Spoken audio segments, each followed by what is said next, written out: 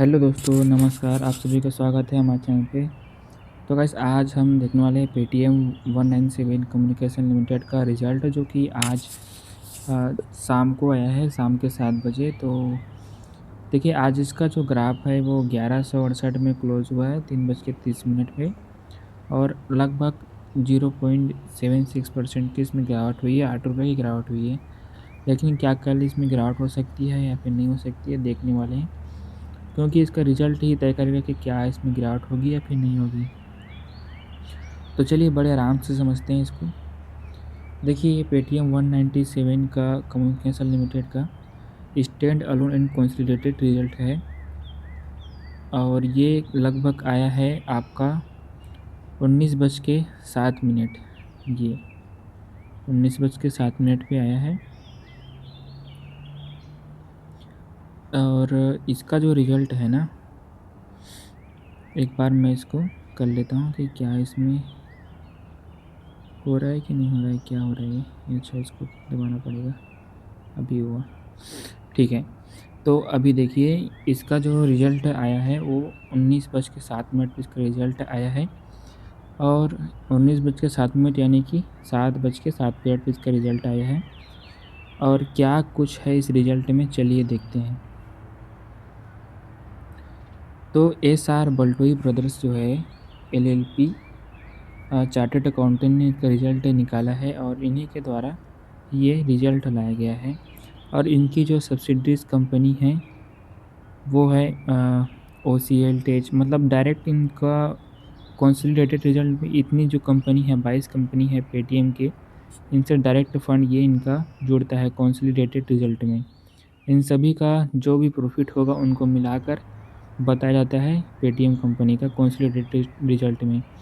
और ये इनडायरेक्टली जुड़ते हैं वो ये वाली सेकंड कंपनियों में, और एसोसिएट कंपनियों में आपका पेटीएम पेमेंट बैंक लिमिटेड हो गया, Paytm insurance tech private limited हो गया। इस सब चीज़ों का जो पैसा आपका रेवेन्यू जनरेट होता है वो सभी चीज़ इसमें जाकर जुड़ता है पेटीएम 197 कम्युनिकेशन के कंसोलिडेटेड रिज़ल्ट में।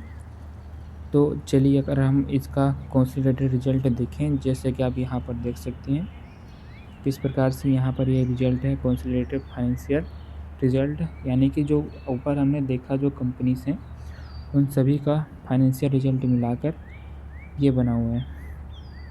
तो जैसा कि हम यहाँ पर देखें, यहाँ पर कि इनका जो टोटल जो रेवेन्यू बना है, यहाँ पर इनकम फ्रॉम ऑपरेशन ये वाला और इन अदर इनकम दोनों को मिलाकर जो टोटल इनकम बना है वो 2406 करोड़ का बना है इस क्वार्टर में। और उसके बाद अगर हम देखें पिछले क्वार्टर का, यानी कि सितंबर 30 2025 का, तो उस समय इसका जो रिज़ल्ट है आया था 2283 करोड़ का, लगभग 2300 करोड़ ही मान के चलो। इस बार आया है 2400 करोड़ का, और अभी जो दिसंबर में आया है उसका 2400 करोड़ का आया है, और जो सितंबर में आया था उसका 2300 करोड़ का आया था समथिंग। और जो पिछले साल का जो 2024 वाला दिसंबर था उसमें 2017 करोड़ का इन्होंने रेवेन्यू जनरेट किया था।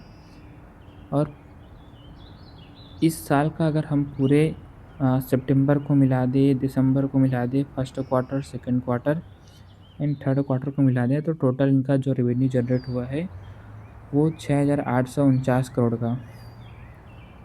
उसके बाद अगर हम देखें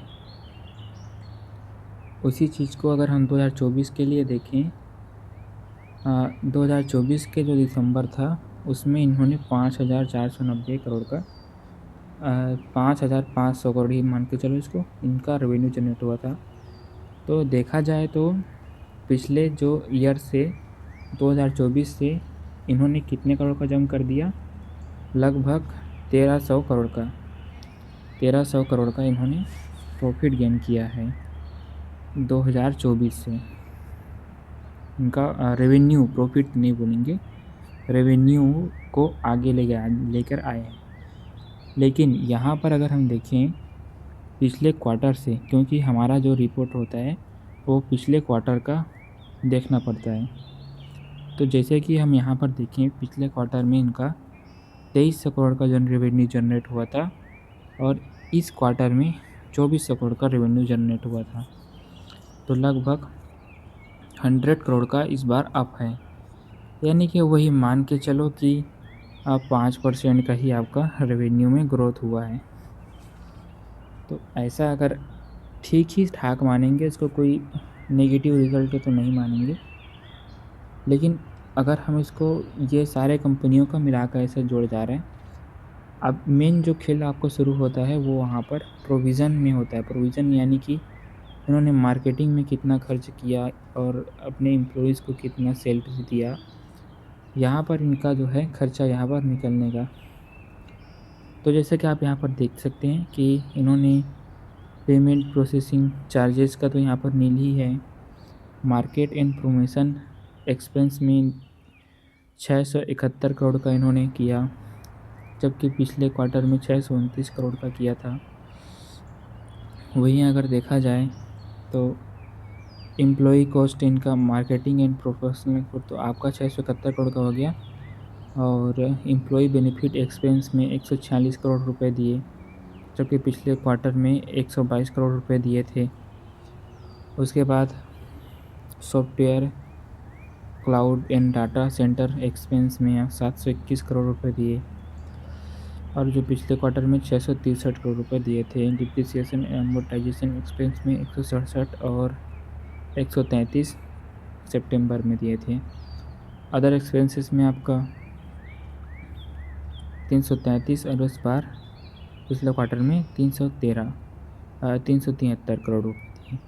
तो इनका जो टोटल एक्सपेंस बनकर आता है दिसंबर में 2175 करोड़ का, और सितंबर में इनका बना था 2065 करोड़ का। तो आप बोल सकते हैं कि इसका जो खर्चे भी है वो कंट्रोल में ही है, ज़्यादा इनके खर्चे जो है नहीं बने हैं, मतलब कंट्रोल में ही है एक हिसाब से। तो ये कब का है कि प्रॉफिट लॉस शेयर और profit loss associate joint venture in expense exceptional item and tax. तो ये जो प्रॉफिट लॉस आप देख रहे हैं, ये एसोसिएट्स जो आपको बोला था, एसोसिएट पेटीएम पेमेंट्स बैंक, ये सभी चीज़ों का मतलब ये कंसोलिडेटेड रिजल्ट, जब ये सभी चीज़ों का मिलाकर जो फ़ायदा हुआ, क्या घाटा हुआ, और इतने जो सब्सिडरी कंपनी हैं उन सभी चीज़ों का पैसा जोड़ के ये बता रहा है। जॉइंट वेंचर्स हो गए, ये सभी चीज़ों का है ना। जो आपने ऊपर में जो कंपनीज देखी मैं आपको बताता हूँ, यहाँ पर ये आप देख रहे हैं इतना का।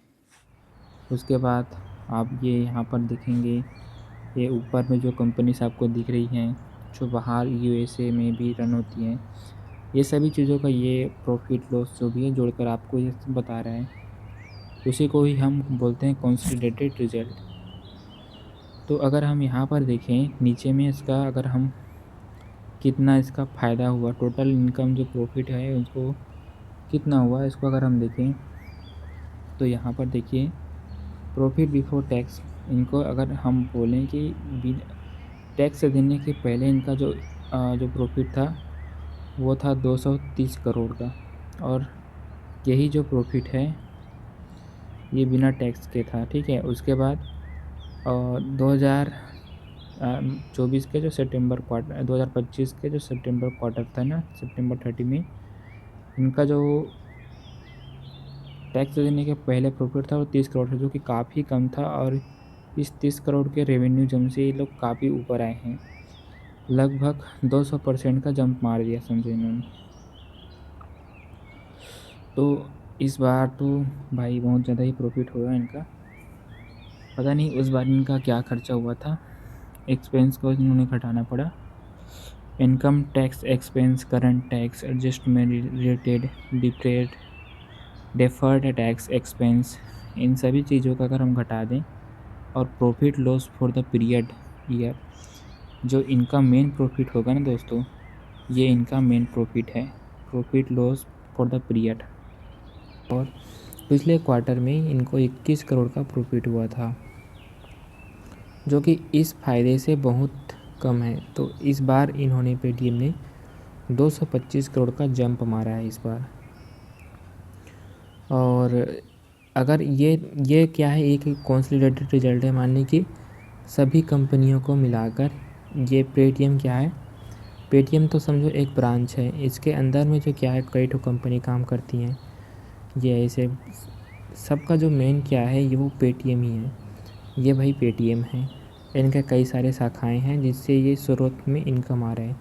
लेकिन अगर हम वही बात करें, अगर पेटीएम कम्युनिकेशन लिमिटेड की, अगर हम उसका स्टैंड अलोन रिज़ल्ट देखें, पेटीएम कम्युनिकेशन लिमिटेड का स्टैंड अलोन रिज़ल्ट देखें तो वो कितना होना चाहिए, और उसको हम देखते हैं यहाँ पर। ये रहा हमारा स्टैंड अलोन रिज़ल्ट, जो कि सिर्फ पेटीएम का ही रिज़ल्ट है कि पेटीएम ने कितना यहाँ पर प्रॉफिट निकाल के दिया इस क्वार्टर में। तो अगर हम इसका रिज़ल्ट देखें तो यहाँ पर इन्होंने टोटल रेवेन्यू जो जनरेट किया है 1714 करोड़ का, जबकि पिछले क्वार्टर में इन्होंने 1863 करोड़ का रेवेन्यू जनरेट किया था।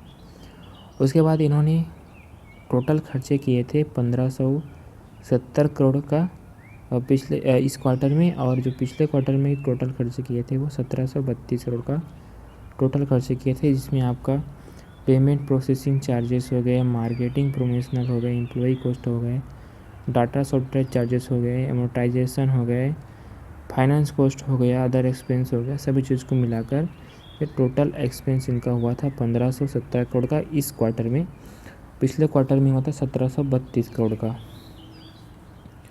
उसके बाद अगर हम देखें कि profit loss for the exceptional item and tax, इन सभी चीज़ों को अगर हम देखें कि कितने इनको इनकम क्या हुआ था, इस क्वार्टर में क्या रिज़ल्ट था और उस पिछले क्वार्टर में क्या था, और इसका अगर हम देखें तो ये देखिए ये ईयर वाइज है ना, ईयर वाइज है, मतलब ईयरली बता रहे हैं। इस बार इनको 145 करोड़ का फ़ायदा हुआ, जबकि पिछले बार में इनको 264 करोड़ का फ़ायदा हुआ था पिछले ईयर में। मतलब कि 2024 में इनको इतना फ़ायदा हुआ था।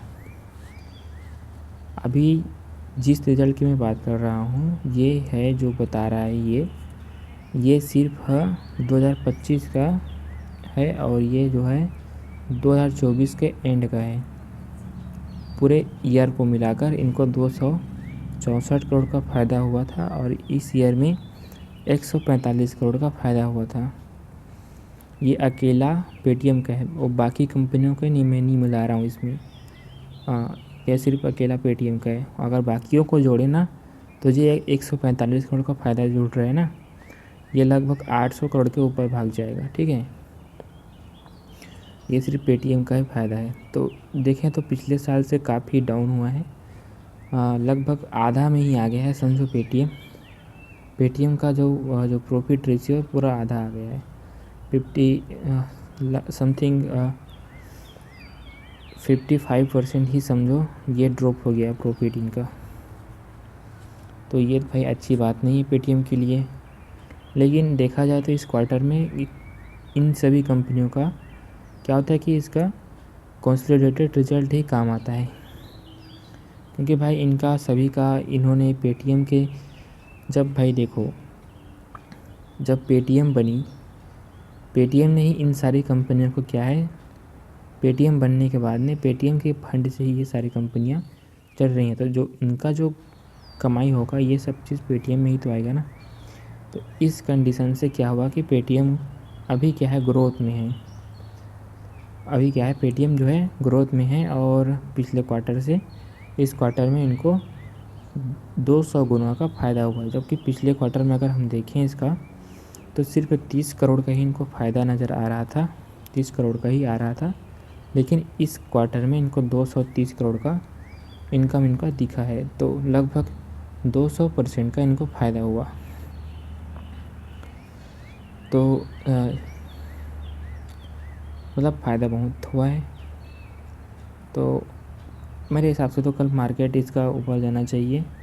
और भाई देखो मैं भी एक बिगिनर हूँ, कोई प्रो ट्रेडर नहीं हूँ, बस मैं यार सीख ही रहा हूँ। अभी आपके जैसा मैं आपसे भी नूब हूँ समझो। तो जो शीशा मेरे से बनता है भाई मैं आपको अपडेट देता रहूँगा। तो कुछ भी गलती हो तो यार बता देना। और मैं कोई ये सिर्फ वीडियो जो है एजुकेशन पर्पज़ के लिए, कोई वो नहीं कि ये सब चीज़ देखकर आप ख़रीद लें फिर आप लॉस उठा लें, ऐसा कुछ नहीं है।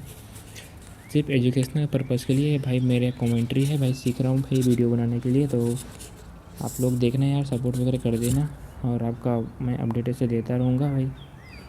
तो धन्यवाद यार वीडियो देखने के लिए।